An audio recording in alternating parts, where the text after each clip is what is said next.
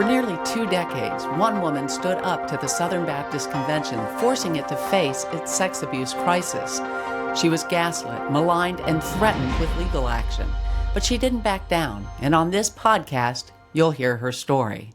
Welcome to the Roys Report, a podcast dedicated to reporting the truth and restoring the church. I'm Julie Roys, and joining me today is Christa Brown, someone who's become a sort of legend in the abuse survivor community. As a 16-year-old girl, Christa was repeatedly raped by the youth pastor at her Southern Baptist church, and when she told the music minister at her church what had happened, he told her to never speak of it. For 35 years, Christa kept silent, accepting the shame that rightly belonged to her rapist. But in the early 2000s, Christa broke her silence and confronted her childhood church with what had happened. She thought they would do the right thing, but instead, they attacked her. And that began a nearly 20-year battle with the Southern Baptist Convention and led to 2 major investigations, showing that hundreds of Baptist leaders and volunteers had sexually abused congregants. We'll get to Christa's story in just a moment, but first, I want to thank the sponsors of this podcast, Talbot Seminary and Marquardt of Barrington. Are you passionate about impacting the world so it reflects biblical ideals of justice? The Talbot School of Theology Doctor of Ministry program is launching a new track exploring the theological, social, and practical dimensions of biblical justice today. The program equips students with the knowledge, skills, and spiritual foundation needed to address social issues with wisdom and compassion. Justice has become a key issue in our culture, but more importantly, it's an issue that's close to God's heart. While it's clear the Bible calls God's people to pursue justice, we must be guided by His Word within that pursuit. Talbot has created this track to do just that. As part of this program, you'll examine issues such as trafficking, race, immigration, and poverty. And I'll be teaching a session as well, focusing on the right use of power in our churches so we can protect the vulnerable rather than harm them. So join me in a community of like-minded scholars committed to social change and ethical leadership. Apply now at talbot.edu/dmin. That's talbot.edu/dmin. Also, if you're looking for a quality new or used car, I highly recommend my friends at Marquardt of Barrington. Marquardt is a Buick GMC dealership where you can expect honesty, integrity, and transparency. That's because the owners there, Dan and Kurt Marquardt, are men of character. To check them out, just go to buyacar123.com. Well, again, joining me is Christa Brown, someone who for decades fought to expose sex abuse and cover up within the Southern Baptist Convention. She's been dubbed the mother of all abuse bloggers and also is named by the Religion News Association as one of the top 10 religion newsmakers of 2022. She's also a retired appellate attorney, a mom, and a grandma. So, Christa, welcome. It is such a privilege to have you on this podcast. Thank you, Julie. I really appreciate it. I'm so glad to be with you. And you're kind of like a legend. I don't know if you recognize this, but you are. In the survivor community, you are a legend. And so, again, it's really an honor to have you on. Well, I think legends are really, really old. So, not so old, but I think you have been at this a very, very long time, and the persistence that you have had to expose what's been going on within the Southern Baptist Convention, it didn't just happen to you. It happened to so many women and men who have been victims. And so, just as somebody who's been in this space a really long time, not nearly as long as you, I just really appreciate your work. So thank you. Thanks. And of course, this is something that is still continuing to happen too. That's true. So I just finished your book, Baptistland, and really emotionally still wrestling to come to terms with everything I read. I think there were several things that really struck me from your book. Of course, the horror of the sex abuse that you had at the hands of your own youth pastor, somebody that you trusted, and the spiritual abuse involved in that was just absolutely horrific. But I think, too, the abuse within your own family and the psychological and emotional abuse that was there and kind of how that conditioned you for the abuse and to kind of keep secrets. And so it kind of contributed to everything that happened.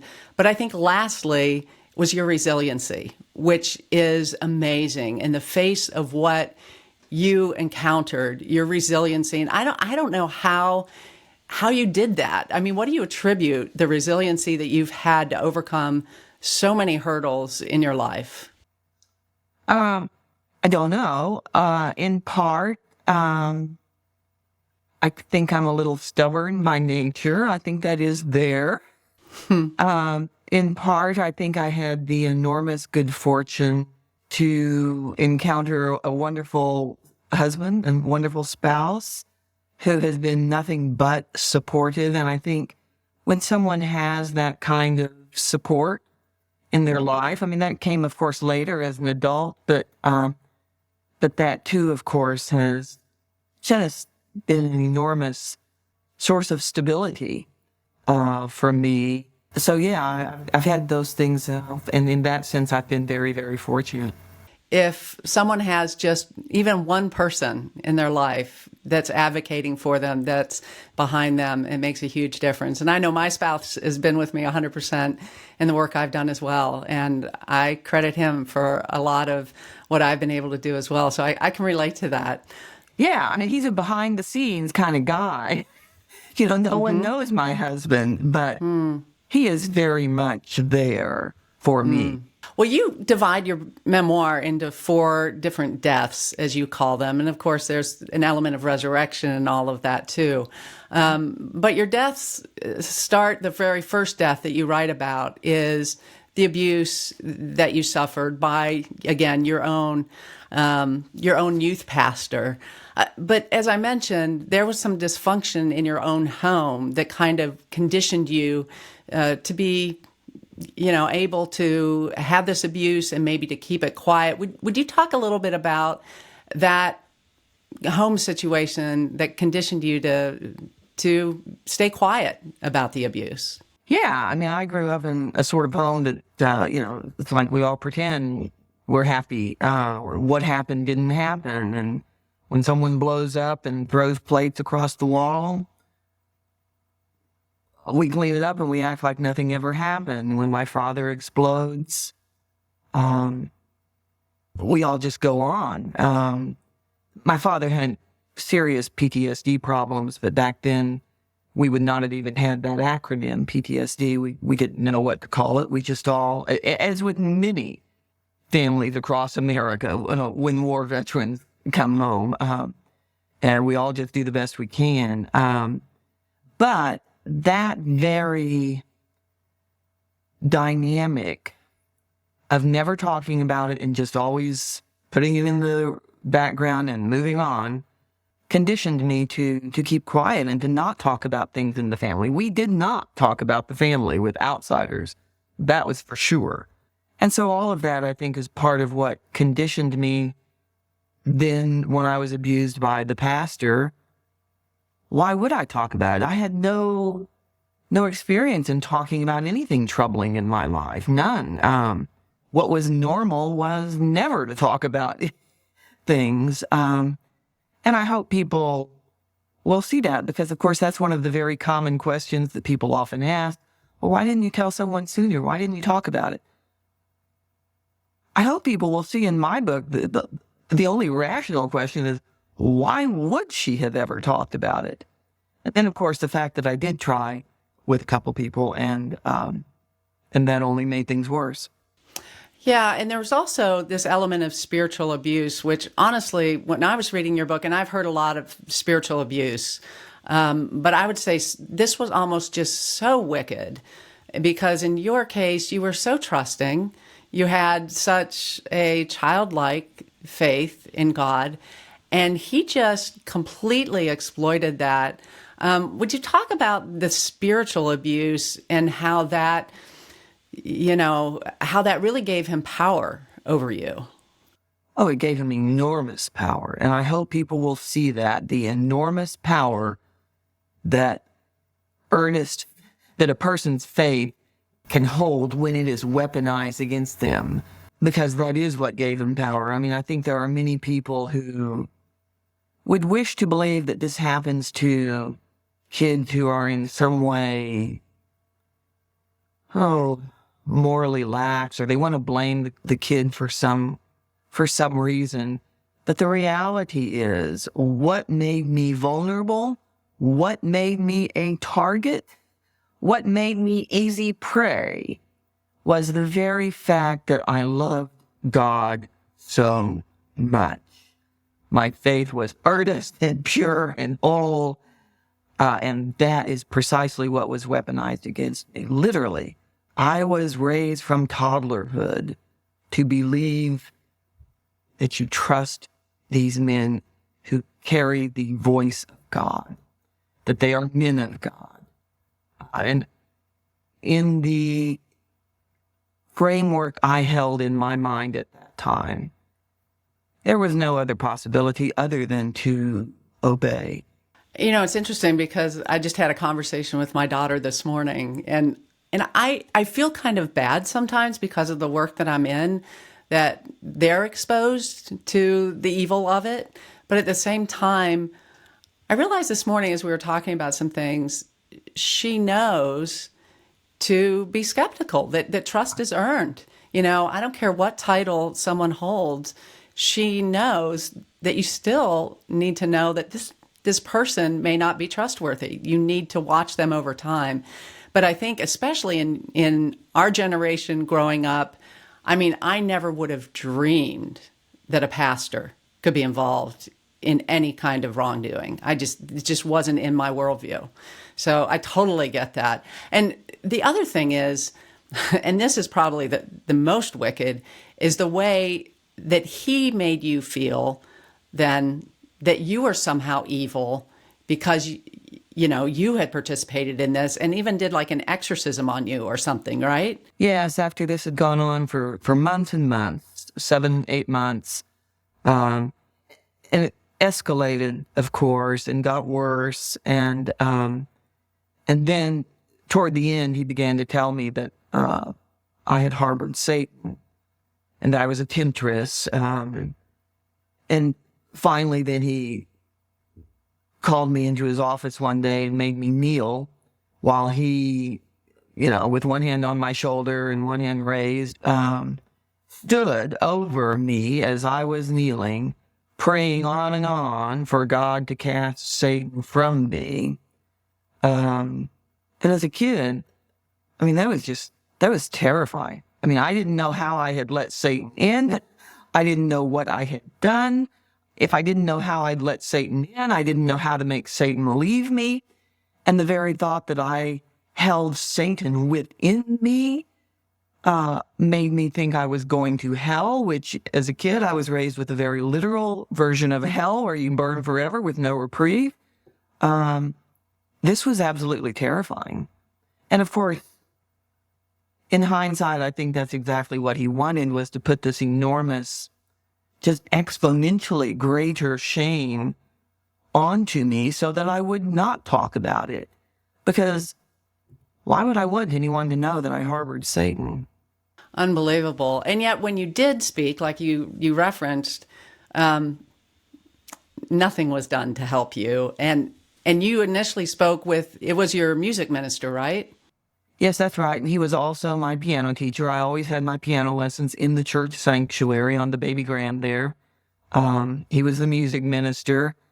And it was because I had just developed this enormous fear that I must surely be going to hell. And so one day at my piano lesson, psychologically, I was at a point where I was just breaking then, and I just completely froze. I mean, my hands literally would not move on the keys. And I told the music minister that I was afraid I was going to hell, and asked him, am I going to hell? And I told him that I'd had an affair, and that was my own word, an affair, with the youth pastor. And he basically just told me to never talk about it again. And he said I wouldn't go to hell, but that wasn't much comfort really at that time. Told me never to talk about it. He did nothing. And many, many years later, I learned that he had already known, even at that point in time, because the youth pastor himself had talked about it with him.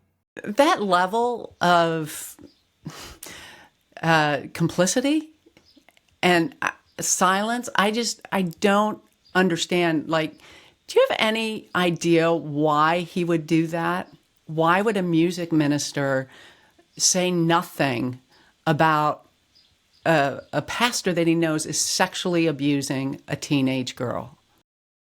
It's very hard for me to explain. He was a father himself. He had a young daughter at that time. And so it's hard for me to understand why he couldn't think about his own daughter and imagine how he would feel if it were her. And it's very, very hard for me to comprehend. I think that instinct among some religious leaders to kind of circle the wagons and protect themselves is very, very strong. Also, the sense of protecting the institution, the sense of not doing anything that would hurt the cause of Christ, that would hurt the witness. I think all of that is a part of it, and yet, of course, none of it excuses it. No, and it's not really biblical. I mean, Scripture tells us to confess our sins, not to bury our sins, and yet that's what the church has been doing for so long. Not all churches, but certainly within the Southern Baptist Convention, this has been a widespread problem. So Tommy Gilmore, who was your youth pastor, did eventually leave the church, was given what I understand sort of a hero send-off. Yes. And then, which I just can't even imagine, you as a kid, like, you have to go through an exorcism. Meanwhile, your abuser gets a hero send-off, and then you go home to live, just go on, right? Like nothing's happened, right? That's right. He did indeed have a hero send-off. He went to a bigger church. I was told that he would have a better salary. The senior pastor praised him from the pulpit, and talked of how fortunate we all were, how blessed we were to have had such a man of God in our midst for so long. There was a big church reception where everyone brought their casseroles and stuff. And in hindsight, I don't know how, as a kid, I could have thought anything else. I mean, here was a great man of God, praised by everyone. I was the girl who harbored Satan. Just awful. And when you did go home, you did confess to one of your sisters what had happened. Her response was pretty horrific. Yes, she called me a slut. Unbelievable. And so that's shame that you must have felt, that you shouldn't have felt, but I'm sure you did. Must have been just awful. But you were given, I mean, it sounded like the pastor then arranged for you to have a job at the library, and your mother kind of encouraged you for this. Maybe, what was it he said, that he thought you should be busy or something? Or, I mean, kind of like he knew what had happened. Yeah, exactly. None of this was really explained to me, but my mom said, Brother Hayden thinks you need to stay busy. Yeah. And so they set me up with a job at the Farmers Branch Public Library, which I started immediately, which turned out to be, even though I had never sought this job, but it turned out to be a very, very good thing. I loved working at the library. Yeah. And you even said, I think later on in your book, you credit some of your ability to come through all this to the books that you read, which opened your mind to a whole new world, what a beautiful thing that in the midst of all of this awfulness, there was this oasis, right? Oh, absolutely. The library was very much my safe place. Books were my safe place, always my refuge. And a library has a certain kind of orderliness about it, the neat rows, and every book has its place. And that brought a level of comfort to me. Yeah. And one of the great things was that you were a very studious person, it sounds like, and that ended up being a route for you kind of out of some of your home life. But initially, you thought you would go off to college when you graduated from high school. It didn't really turn out that way. Kind of like your mom sabotaged that. Is that a correct way of putting it? Yes, that is. She did sabotage it. She wanted me at home for her own reasons, and I wound up staying home and commuting to college. And it was a very, very bad year because she was struggling enormously, and both of my parents were struggling. The second death that you describe is when your sister Rita was separated from her husband Richard, and something happened. I'm going to let you describe what happened, but also how that played out within your family and your family relationships. Well, basically, I had gone over to babysit their young 2-year-old daughter, and he made a move on me, told me that he had married the wrong sister, that he should have married me. He picked the right family, but picked the wrong sister. And I felt very trapped at the time. I did leave, of course. But, I mean, this was someone I had grown up with. This was someone who was like a brother to me. This was my oldest sister. And so he had been a part of our family, since I was like 12 years old. So in that sense, it just felt incredibly wrong and bizarre. But the one thing I knew with absolute certainty was that if I talked about it, I would be blamed for it. Even at that young age, I knew that for sure. And so ever after, this was again another great secret that I had to keep. It really kind of, I think, warped some of the relationships in our family. For every Thanksgiving and all sorts of family gatherings thereafter, every single time, I would always try very, very hard to make sure I was never alone in a room with him. And yeah, that was the death of that kind of view of my family, I think. One of the things I've noticed, just from my experience in ministry, is that often a child that's raised in a dysfunctional home, even though they recognize it's a dysfunctional home, has trouble breaking those patterns and often picks a spouse that is often very much like the dysfunctional parent or, one of the dysfunctional parents. And yet you did the exact opposite. I mean, you turned down one proposal from someone who you didn't love, and your mother pressured you quite a bit to marry because he had an engineering degree, which some financial stability there. But instead, you met a guy, Jim. What was it that really drew you to Jim, someone who was completely other than your family and so healthy in so many ways? What really made you fall for Jim?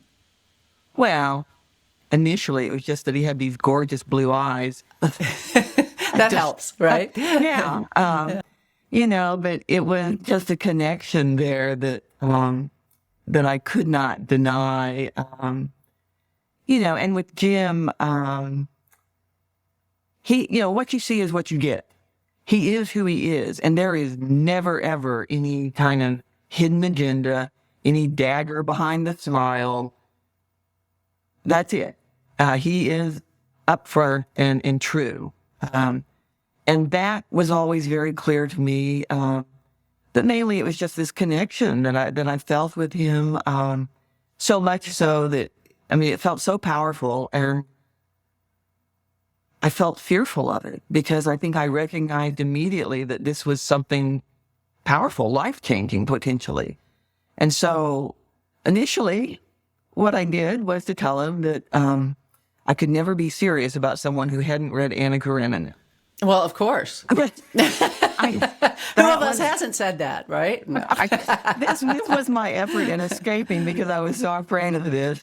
But Jim proceeded to read Anna Karenina, so I had no excuse, and so we've been together ever since.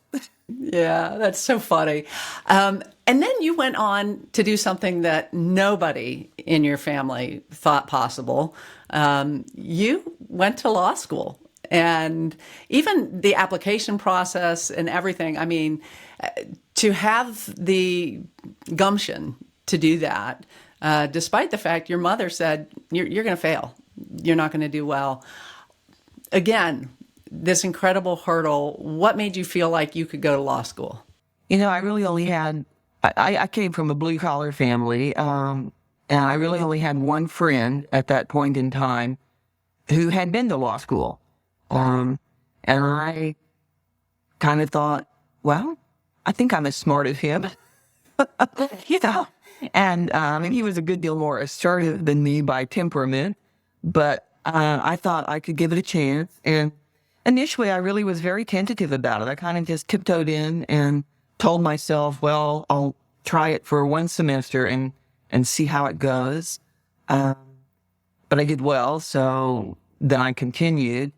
And with my family, I did not tell anyone I was even applying until I was already in, already accepted, already had my financial aid lined up.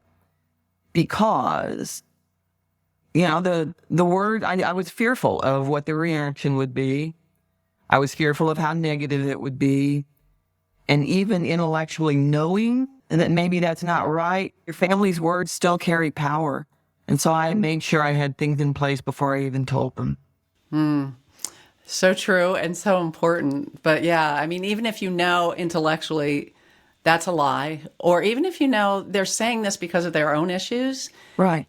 it's still hard to overcome that. And so the fact that you did, again, amazing resiliency. And then you had a daughter, which is just so beautiful. I have one daughter. I had two boys and then my daughter. But daughters change us in remarkable ways. And you, even though you really didn't have a model for healthy parenting, sounds like you did a really great job, and you broke some of those patterns of behavior that you saw, in your family. What do you attribute that to? I attributed it to letting my daughter herself educate me, being observant of her, trying to attend myself to what's going on with her, and recognizing that, and trying to be sensitive to that. I do think that breaking long established patterns of familial dysfunction is very, very difficult. And lots of people would like to make a decision and say, well, I won't do things like my parents did. But thing is, it's not just a one-time decision. It's something that has to be done in thousands of tiny, tiny little decisions, to choose to pause in the moment, to pay attention, to think about what's happening. And that kind of attentiveness takes effort. And I think I attribute it to that. Also books. You're right. I don't feel that I had a good roadmap to follow from my own upbringing, but I was big on books. And that guided you.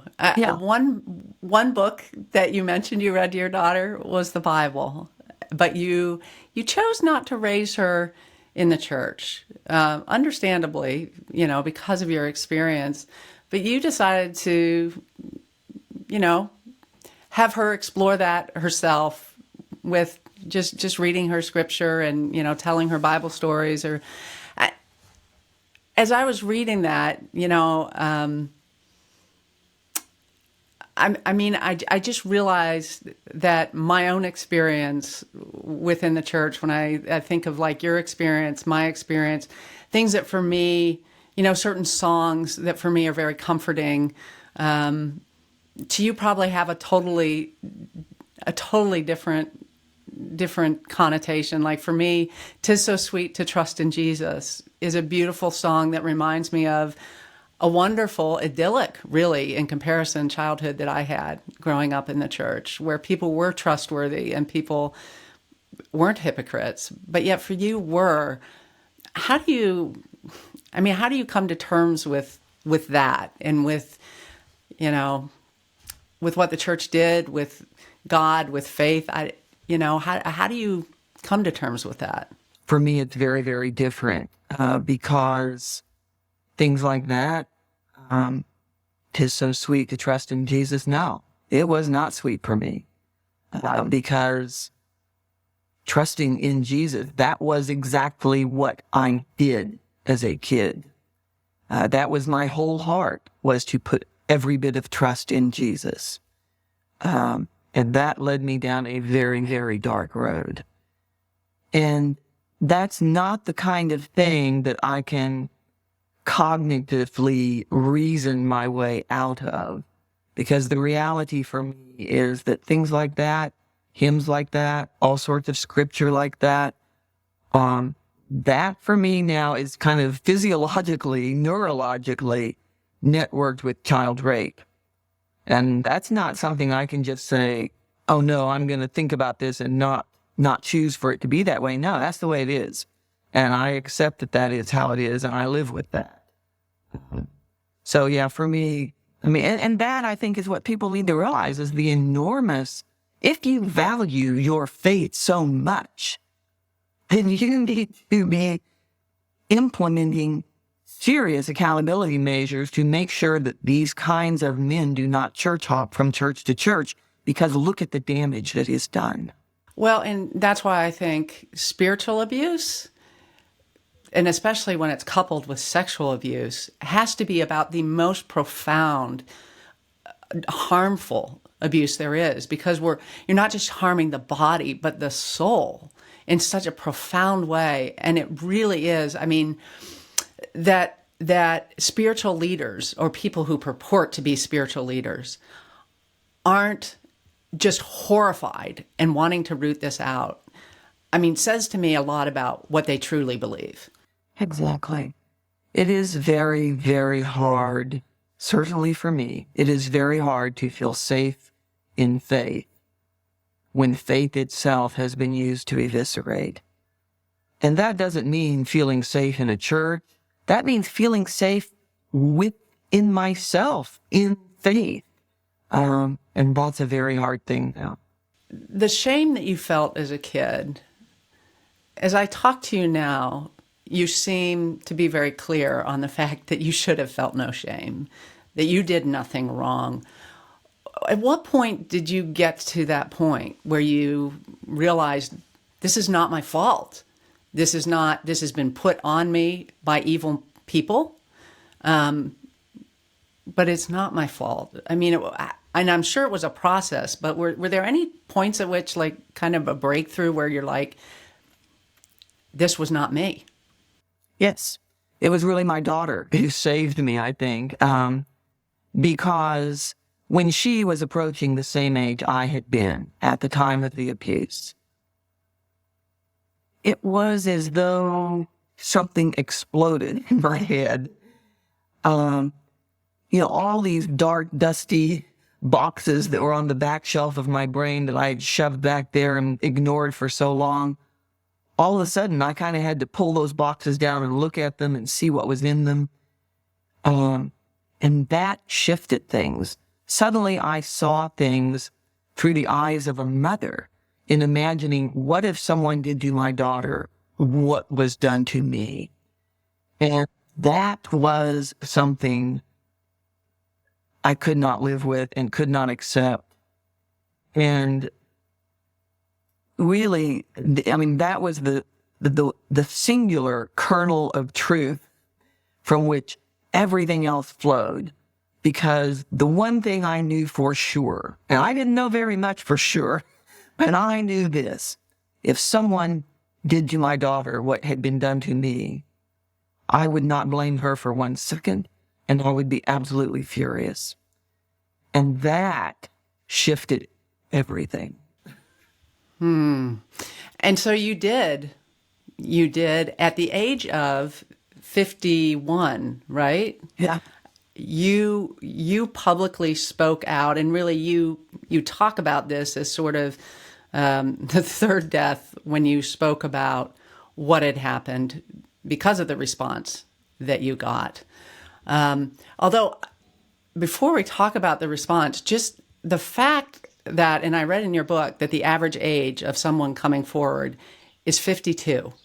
which is insane to me. I would have guessed like maybe, late 20s, early 30s, you begin to sort of grapple with what had happened, in your family or whatever.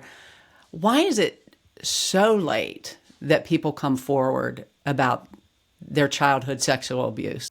I think the shame of it is so enormous. And as a kid, we absorb that shame and we ossify into a view of what happened that blames ourselves. And we absorb that as a kid. We solidify that view.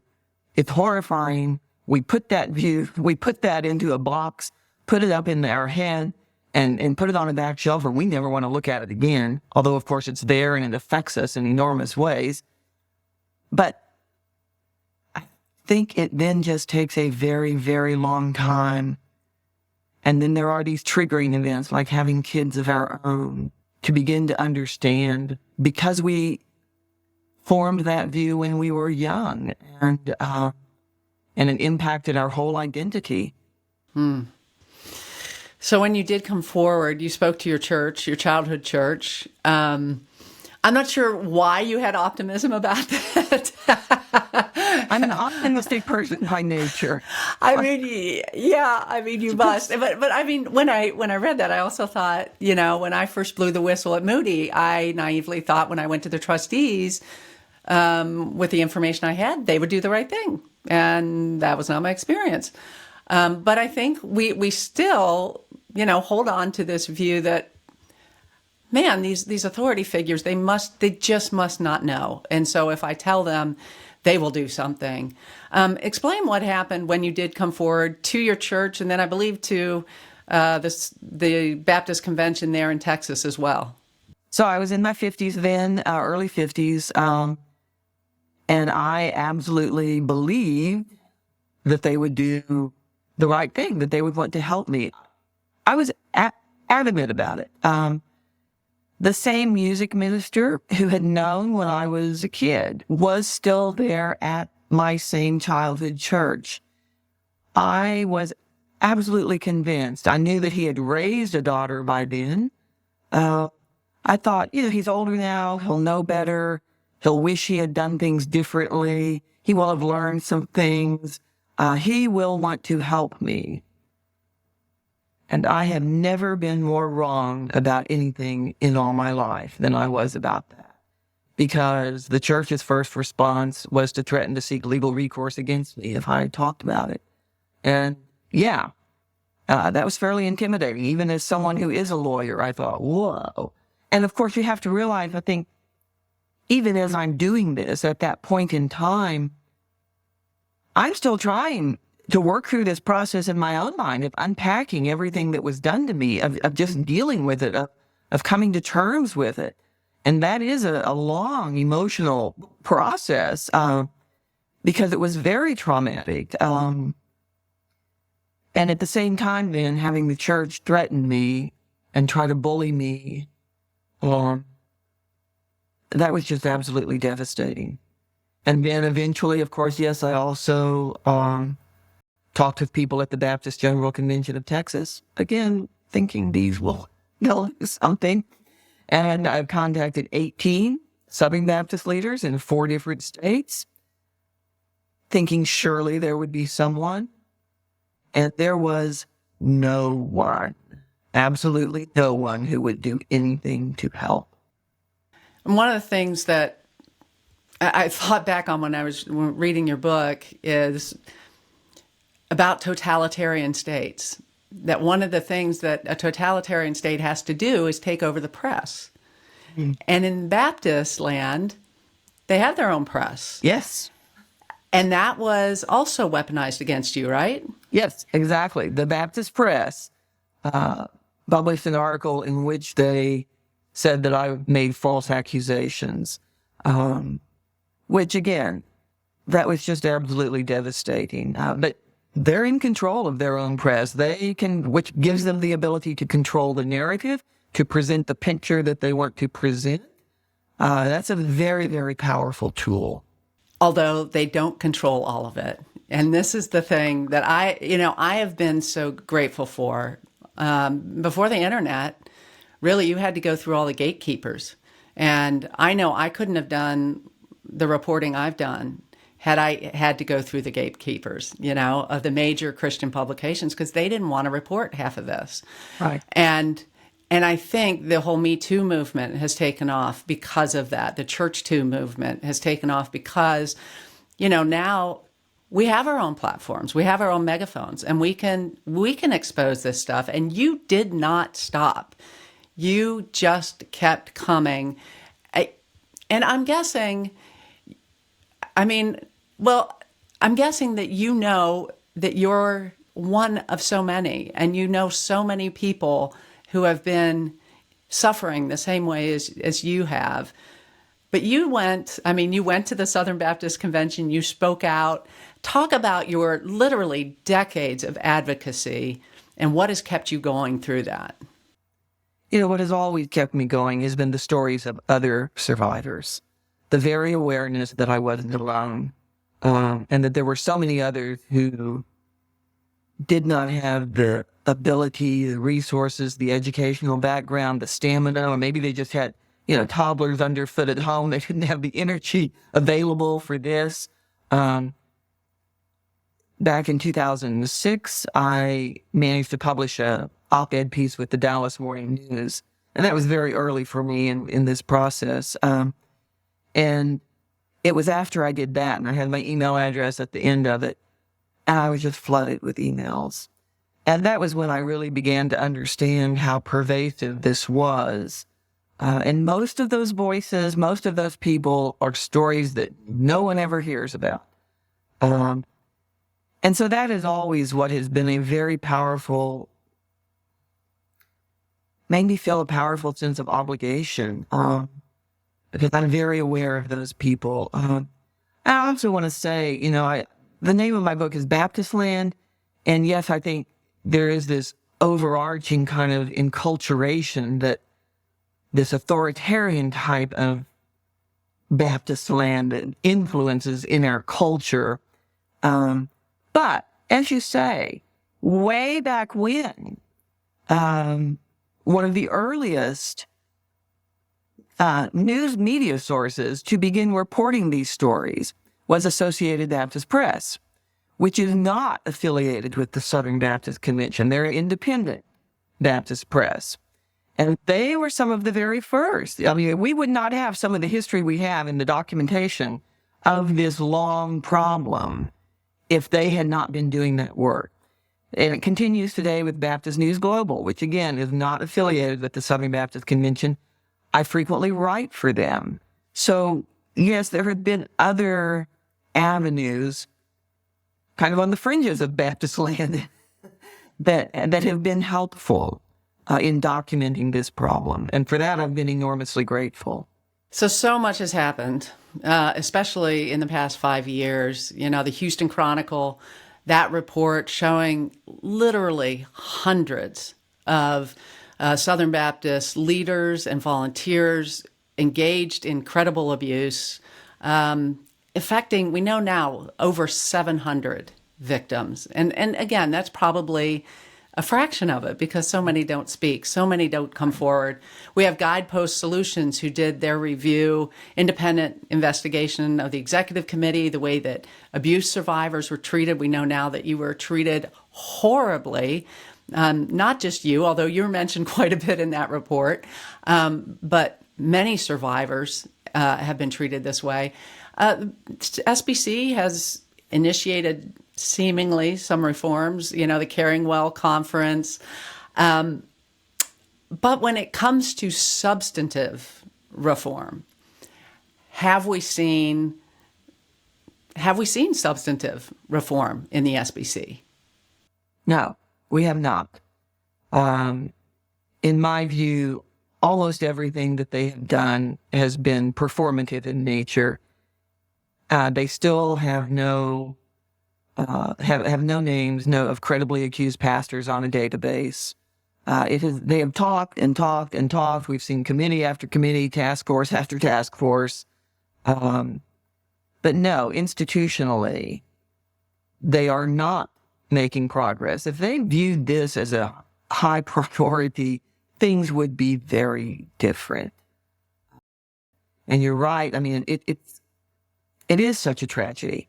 It has been 5 years now since the Houston Chronicle Abuse of Faith series. It's been 2 years since the Guidepost report. That is enough time that we should see a great deal more change, and we don't.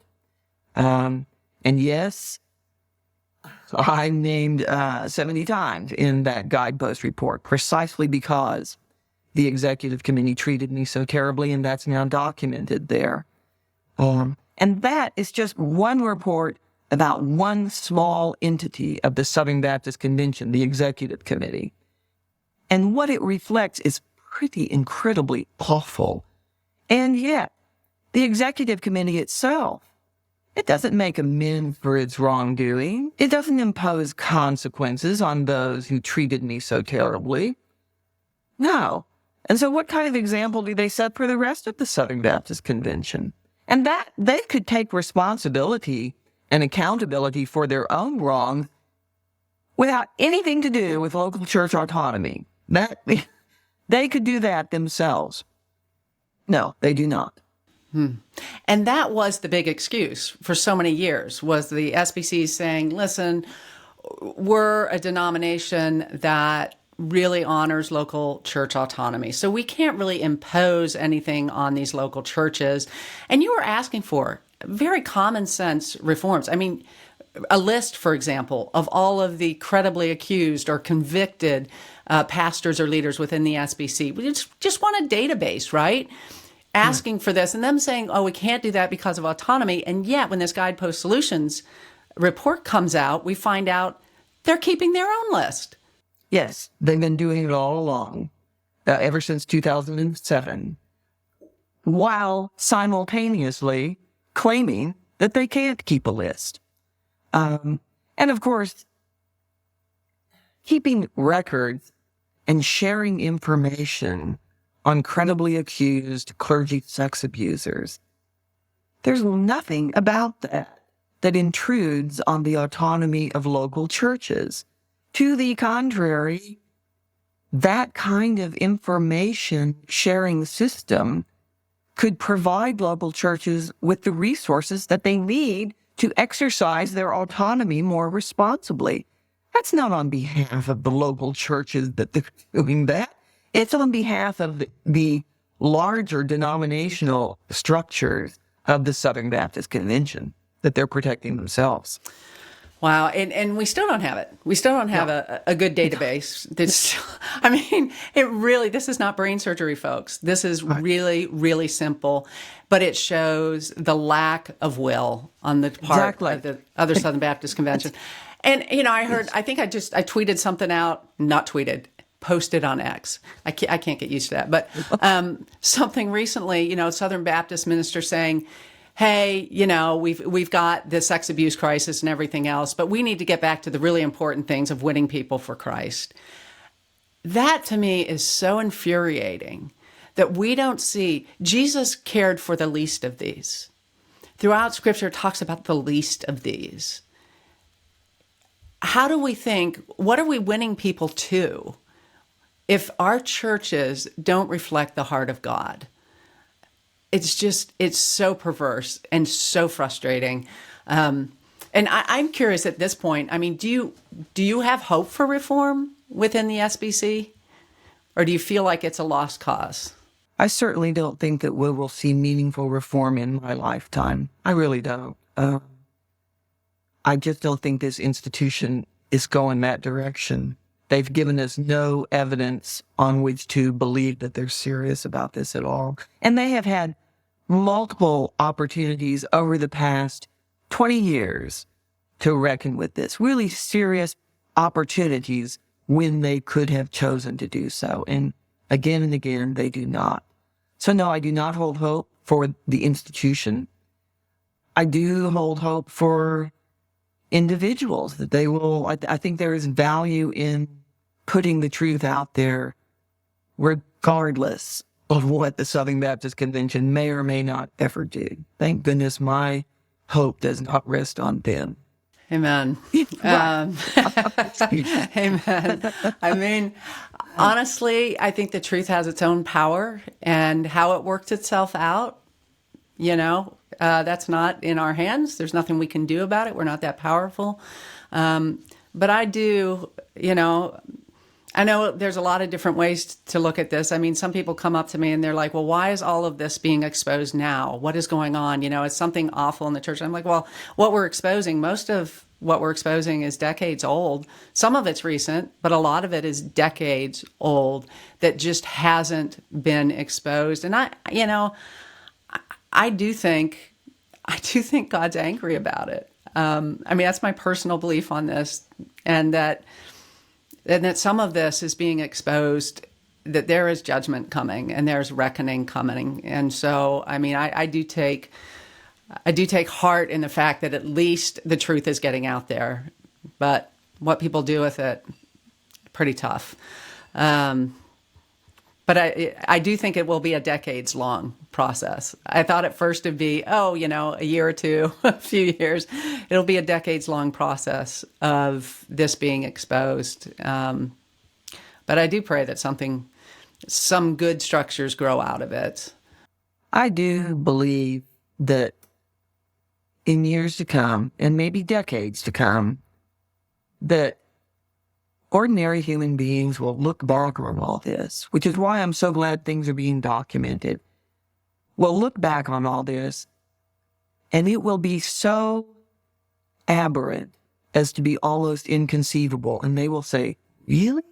A multi-billion-dollar tentacular institution used this excuse of church autonomy to avoid protecting kids against clergy sex abuse? Really? And it will seem so horrifying as to be almost inconceivable. I think that will happen. And this institution, it is on the wrong side of history. I agree with that 100%. And I'll also say that when I talk to abuse survivors, it's often not the abuser. I mean, the abuser obviously does horrific harm, but it's the protectors, the allies, the bystanders that do nothing, or worse than that, actually contribute to the crime by covering it up. That is what really, really causes the harm. And so, I mean, to Southern Baptist leaders who probably won't listen to this podcast, but if you do, shame on you. Do something. I mean, this is unconscionable that you call yourselves Christians and you don't do anything about abuse survivors. That is, to me, a test of the authenticity of your faith. You're absolutely right, Julie. This is perhaps the single most universal commonality that I find in survivor stories, is almost invariably as awful and horrific as the sexual abuse itself is. What does even greater damage is how terribly survivors are treated by religious leaders, by churches, by people of faith.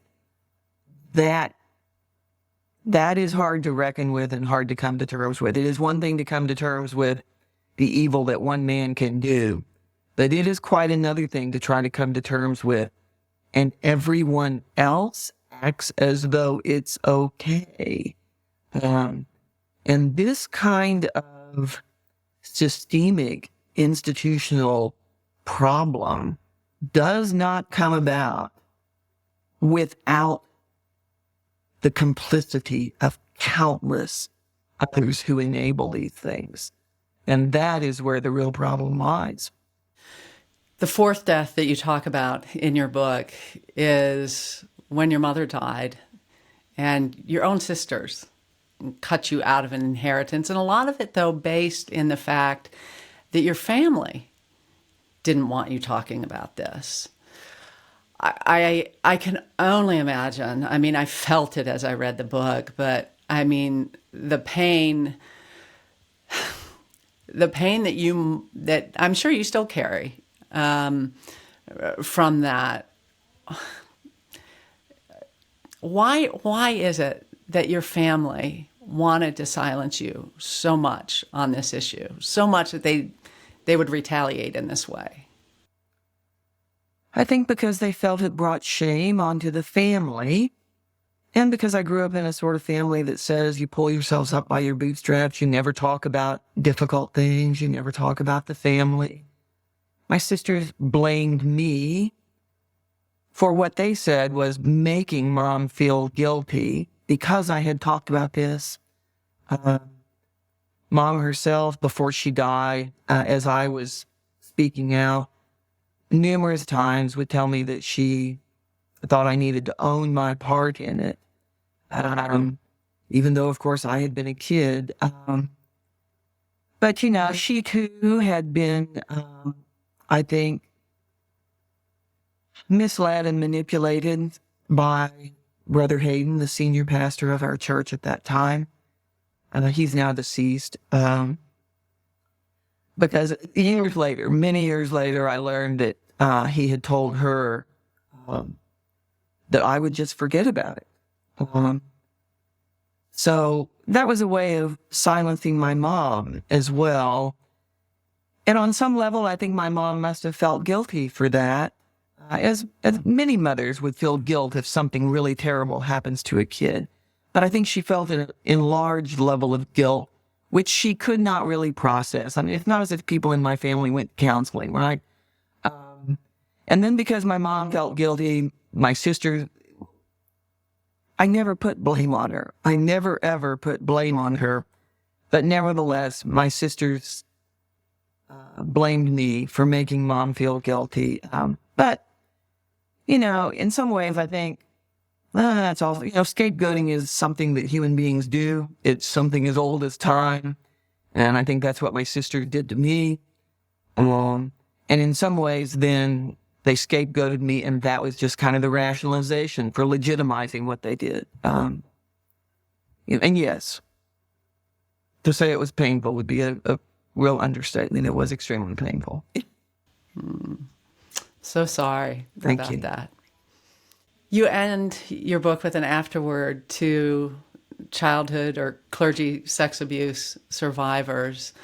And I know our podcast, many survivors listen to this podcast. What message do you have for them? First and foremost,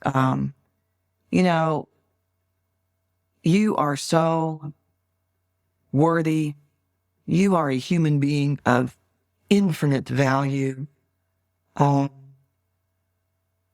Whatever has been done to you within this faith community, it does not define who you are. Whoever you are at this point in your life right now, whether you are a person of faith or no faith, I don't care.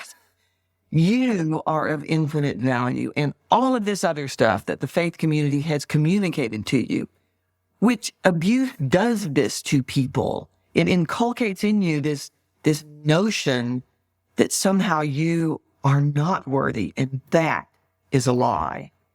That is a lie. So that would be the first thing I would say. And secondly, I would say to all survivors and advocates, and really almost anyone out there, cultivate your skepticism.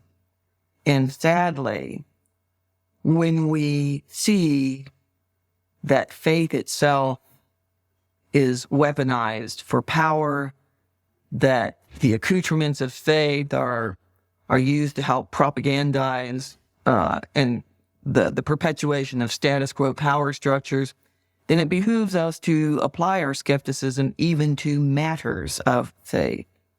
And I say, do not feel guilty for skepticism, not one bit. People need to earn trust. There's nothing wrong with you for holding doubt. And I believe that if God is God, that he can handle our doubt. He can handle our hurt. He can handle our anger. And it's justified in these cases. And it's one of the greatest conundrums of the human experience. If God is great and God is good, how do these horrible things happen to innocent people? It's above my pay grade. It's certainly one question that I wrestled with an awful lot in my life and continue to. But I appreciate so much, Christa, your honest, just recounting your story and where you're at. And you are a hero to the survivor community. And again, you have been in it so much longer than I have been. And I just look to folks like you who have really blazed a trail, and just so grateful for your work. So thank you. Thanks, Julie. Thanks for having me here. I really appreciate it. Thanks so much for listening to The Roys Report, a podcast dedicated to reporting the truth and restoring the church. I'm Julie Roys. And if you'd like a copy of Christa's book called Baptistland, you can get one when you give $30 or more to The Roys Report this month. As I've often said, we don't have advertisers or many large donors. We simply have you, the people who care about exposing abuse and corruption in the church so she can be restored. So if you'd like to help us out and get a copy of Baptistland, just go to julieroys, spelled ROYS.com/donate. That's julieroys.com/donate. Also, just a quick reminder to subscribe to The Roys Report on Apple Podcasts, Spotify, or YouTube. That way, you won't miss any of these episodes. And while you're at it, I'd really appreciate it if you'd help us spread the word about the podcast by leaving a review. And then, please share the podcast on social media so more people can hear about this great content. Again, thanks so much for joining me today. I hope you were blessed and encouraged.